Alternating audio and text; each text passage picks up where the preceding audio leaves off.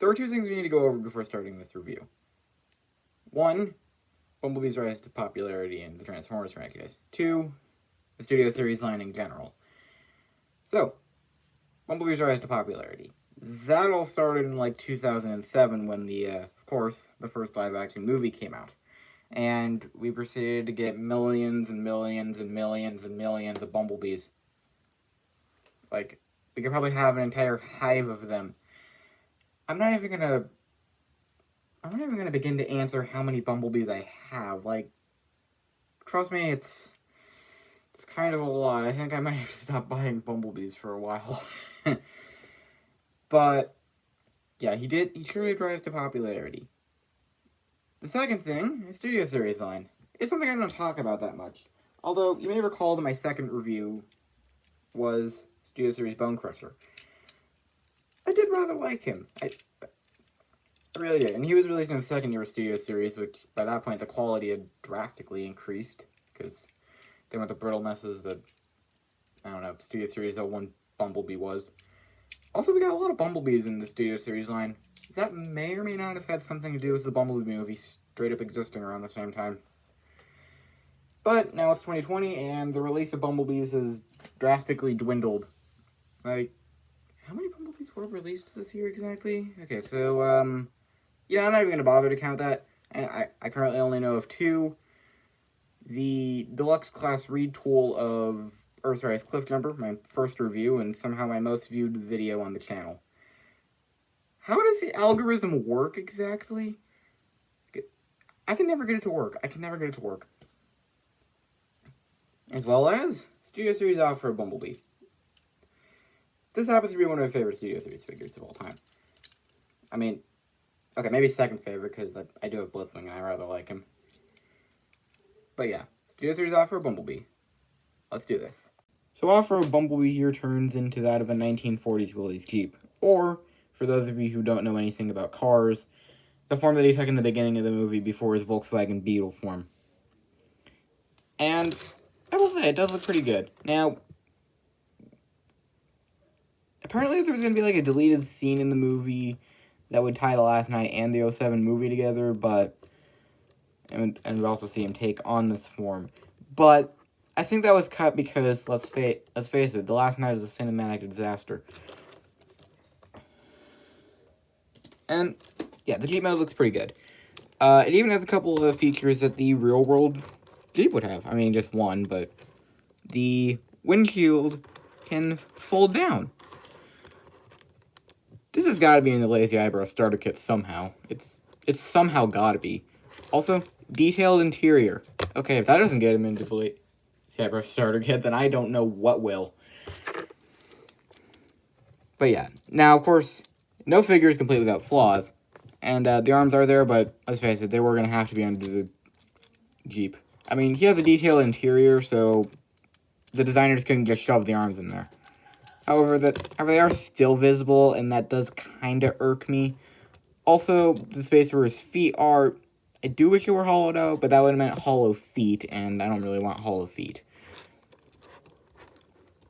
And, oh yeah, also color mismatching. Why? Other than that, this Jeep mode looks pretty dang good. And, oh yeah, I guess also the steering wheel is adjustable, but I don't know if steering wheels are adjustable in real life. I mean, I know this is a real-world feature. And, also, just a quick question. Technically, he can fit into Earthrise Prime's trailer, you just have to fold the windshield down. I'm glad I learned that was a real-world feature, because, you know, if I hadn't, I would have been basically cheating, but, yeah, you can fit him in there. I mean, he fits.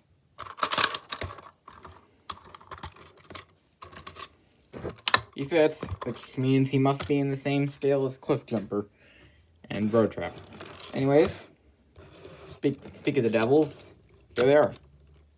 And they all look pretty good next to each other. I mean, we got my 13th review compared to half my 3rd review compared to my 1st ever review.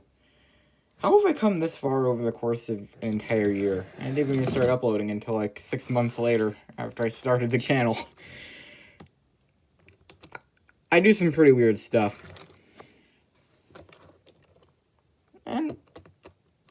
yeah, of course, for some other size comparisons, here is Earthrise Leader Class Optimus Prime. I will say they look pretty good next to each other. And also, hang on. Wrong figure. Not again. Here he is compared to my previous review of the Earthrise Alicon. Bumblebee is still freaked out as the Super Talicon. Relax, Bumblebee. This is not the Super Talicon. You would understand that if you watched my previous review, by the way. But yeah, so, how about we do that whole transformations thing that Transformers do because they're Transformers, and why wouldn't they transform? Oh yeah, and here he is with Blitzwing. Totally forgot to film this. But here he is with Blitzwing. Obviously, the vehicles are not meant to scale. The robots are. You know this. First off, undermounted vehicle weapon storage. That's something you don't see every day. His transformation is very complex, especially at this size. Though it's a Bayformer, what did you expect? And there are a few tricky parts, like untabbing the sides of the Jeep, separating the gas canister from the spare tire, and especially getting the head out. Like, you have to have very small fingers in order to get the head out. Thankfully, my fingers are just about small enough to where I can leverage it out. But if you have giant hands, then you might have a little bit of trouble with it. And we end up with this pretty good-looking robot. Now, yes, he isn't 110% screen accurate. But keep in mind here, there's a whole transformation that has to go on. It's not going to look 100% perfect. Just face it, transformation is the thing. If you want a perfectly screen accurate model, then just get the 3-0 figure whenever it releases or something. But yeah. So getting on the head sculpt does look pretty good. I mean, granted the head does kind of stick out, and that is due to how he transforms. Yes, while we do get some head transformation, it unfortunately comes at the cost of his neck looking a little off. The arms are about as plain as arms can be. The arms actually don't really undergo that much transformation, except for this folding in and tabbing into the torso. Like, that's really all they do. So there you go. The chest, it's obviously not the vehicle mode chest. It is the faux piece. If you want to hear my take on faux parts, then you can go check out my Alicon review. I'll just sum it up again. I like them if they're done right, and also not ridiculously overdone. This is what I mean. I mean, Kira's chest looks a little square, but again, if you want a more screen accurate representation of this, go buy the 3-0 figure whenever 3-0 actually decides to make an offer of Bumblebee. And the legs are kind of kibbly, but at least the cable does tab on here, as opposed to, the Cliffjumper retool of this. And turning to the back, yeah, he's obviously just wearing the entire hood of the car on his back. Again, $20 deluxe class figure. And also, it transforms. Stop being mad at it. At least it's not like a $120 masterpiece that has a gargantuan backpack. Nope, wait, hang on. Wrong masterpiece. Right, a really awful looking backpack. Right, I was thinking of a different masterpiece. Kudos to you if you can guess which masterpiece figures I was talking about. I'm pretty sure you know which one the last one was. Thankfully, thank God I don't collect masterpieces. But yeah, also, he is painted pretty well. Like, he doesn't have as much coloring as my previous review did, but he's still colored nicely. Like, again, you got the molded yellow plastic, the painted yellow plastic, on clear plastic, as well as some gunmetal that reveals itself. I mean, granted, the feet were gunmetal in vehicle mode, so they would also be gunmetal here. That's obvious. Posability, you have a rotation of the head, and he can also look up, even though it looks strangely unnatural. The arms can only pull a 180, so yeah, the kibble wheels kind of get in the way. You get an over 90-degree bend at the elbow, bicep swivel, waist swivel. Legs can move out that far. Barely noticeable thigh swivel. Bend to the knee. I'm sorry. I don't think that's how knees work. Yeah, because the knee kind of works on the same transformational joint as the seats. But I actually forget to mention that they can fold in. Again, somebody put this into the Lazy Eyebrow starter kit. He does have a faux knee joint. Wait. And it looks like you're breaking his leg every time you move it. It's very weird. And you get some super posable feet. He doesn't have the most posable legs in the world. Again, see my previous review. But still, and also, yeah, he doesn't have the stablest base, but he doesn't have the world's most stablest base. Oh, hang on. I stand corrected. Dang it. Knocked it over. I stand corrected. He has a very stable base. Never mind. But yeah, so other flaws I forgot to mention. The hips are very loose. But then again, they're on ball joints and not universal joints, or even ratchet joints. So I can accept it, I guess. It is acceptable. I don't know. Then the figure stand port is a little wonky, considering that this is the transformation joint. That means, you know, it's gonna be a little wonky. I mean, it hasn't really been a problem for me because I don't own any flight stands. Maybe I should get some flight stands. Especially if I want to recreate that scene in the Bumblebee movie where Blitzwing tears out Bumblebee's voice box. You know, maybe I could do that.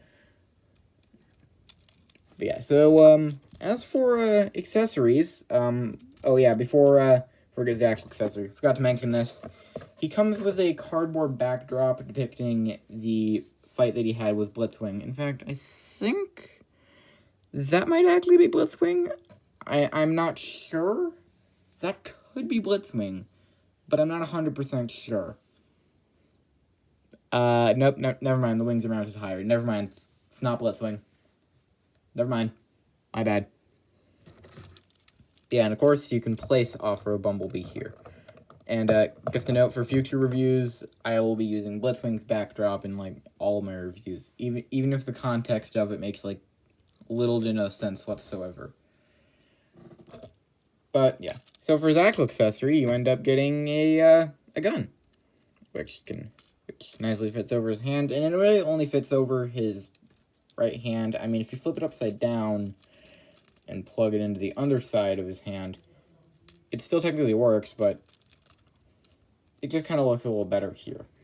Also, he is compatible with the Battle Blade that the Volkswagen Bumblebee came with, but I've heard that thing has some issues, and I'm not planning on purchasing it. I also kind of wish it had his Battle Mask, but oh well.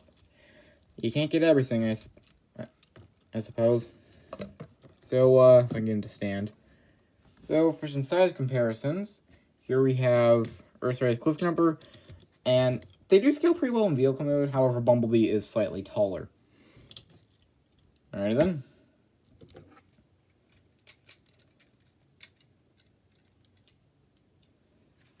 Here we have Earthrise Wheeljack, who is substantially taller. Oh, hang on, not that one yet. Power of the Primes Battletrap, who is still easily my favorite figure from Power of the Primes. You know, mainly because there wasn't a whole lot to work with. Earthrise Leader Class Optimus Prime, who, you know, has finally gotten Bumblebee to stop being scared of the Super Talicon. Again, if you still don't know what that is, why have you not checked out my Alicon video? And finally, last but not least, his rival, Studio Series Blitzwing, who, like I said before, will be my next review. Yeah, I did want to review him after Siege Mirage, but then I realized that this guy would kind of make like a great sequel to my Offroad Bumblebee review. But I figured I'd review the Alicon because I love the sheer stupidity of it. Fight me. But yeah, I can safely say that this is a pretty awesome figure. 8 out of 10. I know that it has flaws, but I can't look past those flaws, and also, currently this is the best Studio Series Bumblebee because, let's see, 01 was brittle, 018 was kind of basically the same.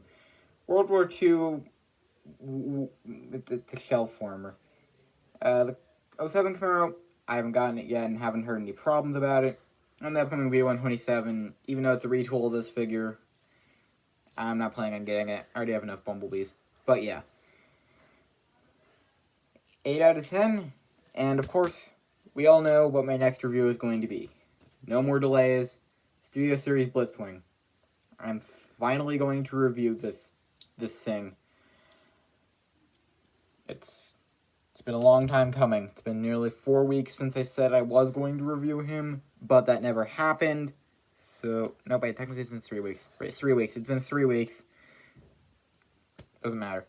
Anyways, this has been Iron Thanos 21, reminding you to like, subscribe, comment, and share the video with others if you feel like sharing my content with others. And I will see you next time. See you then.